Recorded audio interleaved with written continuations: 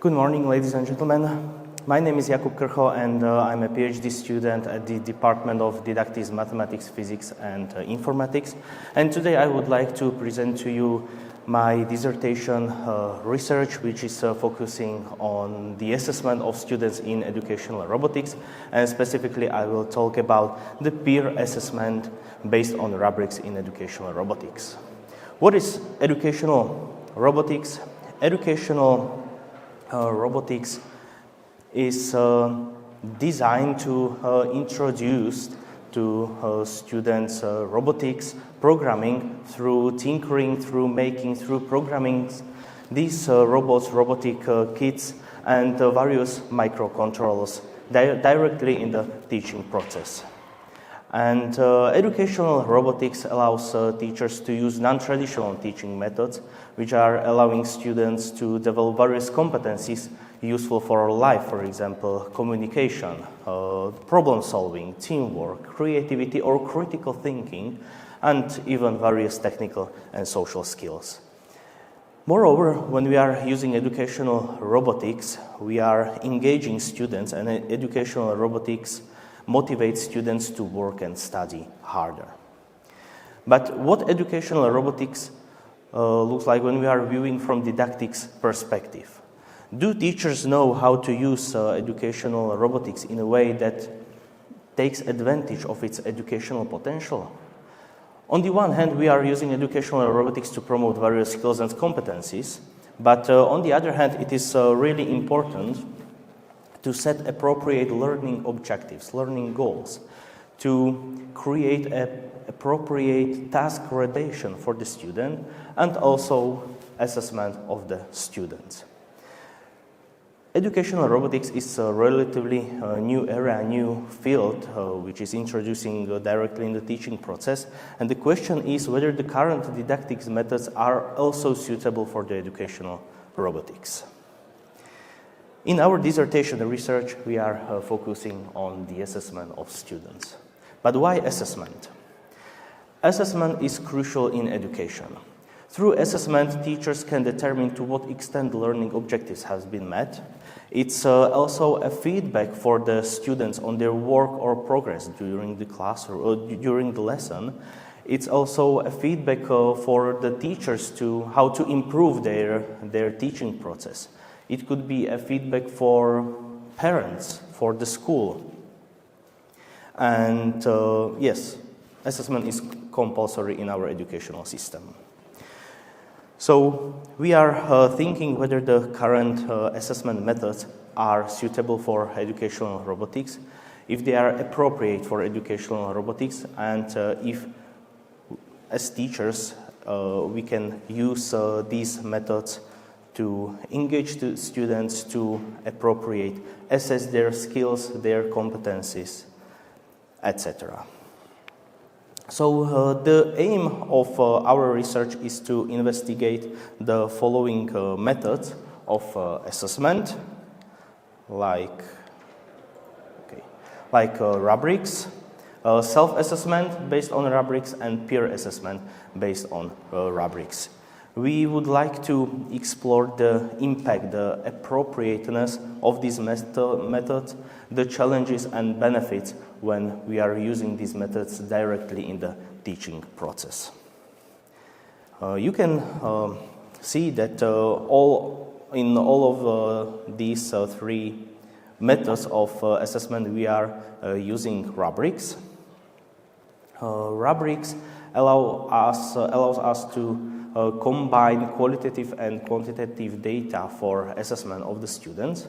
And by combining qualitative and quantitative data in the assessment, we can, as teachers, we can better understand the depth of students' knowledge and rate their progress and subsequently derive the summative assessment for them.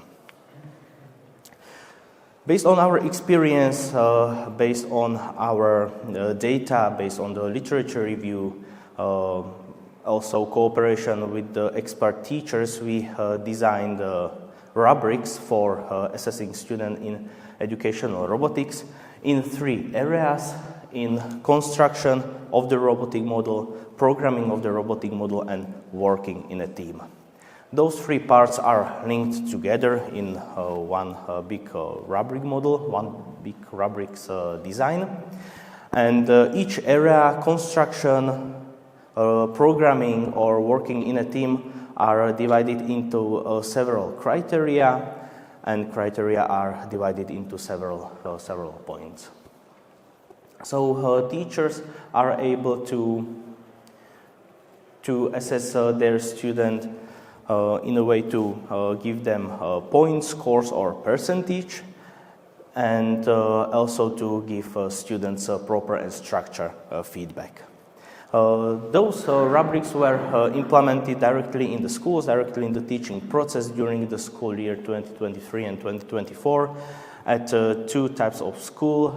One type is secondary vocational school here in Bratislava, and the second school is in Martin, which is secondary grammar school. In total, we had 54 students and 2 teachers.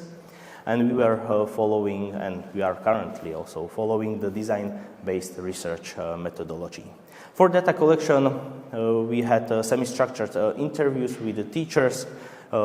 We also participate in some lessons to make some observation, and one of the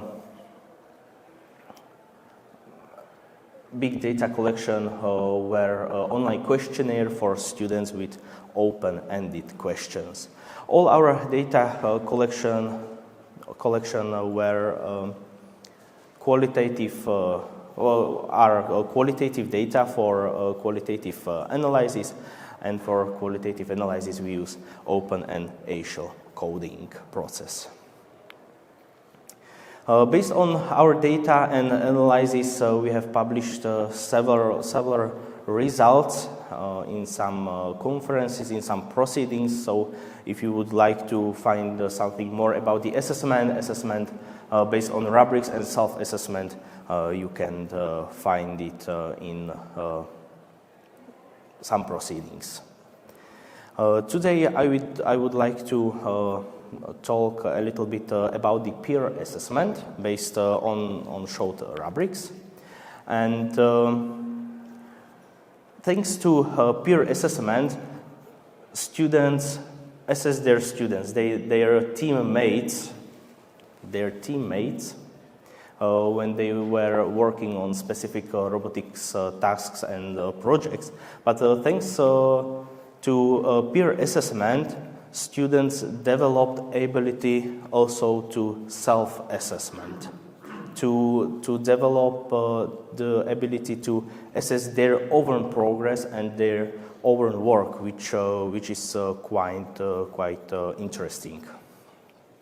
Not only that peer assessment promotes self-assessment and reflection, but students also better understand the learning process, teaching process, and learning objectives, which developed their responsibility of their learning.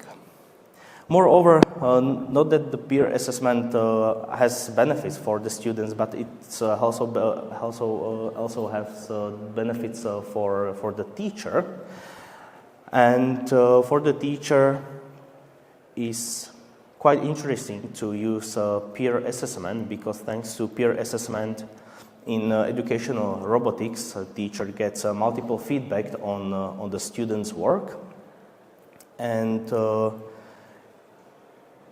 teachers has more time for other process, for other parts of the teaching process, because when teachers want to assess the students in educational robotics, it's really hard to track individual progress, their individual work on the specific tasks. And thanks for the peer assessment, where teachers involve students directly into the teaching process, into assessment mechanism, it saves some time for a teacher for other parts of the teaching process. So teachers not having to constantly monitor each team member and each student. Also, thanks to peer assessment, teachers were able to better understand the strengths of individual students and identify the problems or challenges of individual students, and they could subsequently create the specific tasks for them. I know that peer assessment is quite interesting, and it has own benefits and advantages, but peer assessment is really challenging for implementation directly into the teaching process, mainly because the students and teachers are limited with their experience on rubrics and peer assessment. So during the whole school year, 2023-2024, after the first half of the year, the students developed their ability to assess their teammates with less subjectivity and bias. Subjectivity and bias were a really big challenge for the students, because they didn't want to be rude for their friends, they didn't want to be harsh for them, and they give them the best scores. But after the half of the year, students continually and gradually develop their ability to assess their teammates more objectively. So these are just preliminary results, because currently we are in the phase of analyzing the data for peer assessment, and rubrics based on teacher assessment, and self-assessment based on rubrics, and peer assessment based on rubrics are used in global picture thanks to design-based research. And in our future work, we are going to improve design rubrics based on the data, based on the teacher's experience and students' experience, and implement them into other school and other school years. So this is our future work, to include more schools across Slovakia, not just here in Bratislava, but across the whole country, and to look not only some vocational schools, but also to involve grammar schools, because vocational schools are so specific, where we can have a lot more time for programming, for constructing a robotic model, than in secondary grammar schools. Finally, the last phase of our dissertation research, we are planning to create a training course for teachers on rubrics and self and peer assessment. So thank you for your attention, and if you have any questions, don't hesitate to ask me in English or in Slovak if you are too shy to speak in English. Thank you for your attention.